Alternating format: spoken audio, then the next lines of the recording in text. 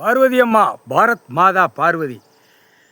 மானிட பேர் இந்த செம்மத்தில் அடக்கணும், அடக்கி உள்ளே தூக்கி போடணும். எப்படி ஆடம்பரத்தில் இருந்தானா டெல்லி பிரதமர்லேருந்து குடியரசுத் தலைவர், ஜனாதிபதி, நிதியமைச்சர், ஆளுநர், மந்திரி, எம்எல்ஏ, எம்பி, முதலமைச்சர் எல்லாம் ஆக்கங்கட்ட கூவை பூரா ஆடம்பரத்தில் உட்காந்து ஆட்டி வச்சுட்டான். பூமியை அசிங்கம் பண்ணி வச்சுட்டான். ஒழுங்காக இந்த செம்மத்தில் ஒழுங்காக பொத்தி போவான்னு நினச்சா ரொம்ப ஆட்டத்தில் போய் பூமியை பாழாக்கி வச்சுருக்கான். அந்த ஒரு செத்த ஒரு பேய் பேப்பரை கடவுளே, ஈஸ்வரனே, பரமேஸ்வரனே எரிச்சாச்சு. 7 நாடு சனிக்கிட்ட எரிச்சாச்சு.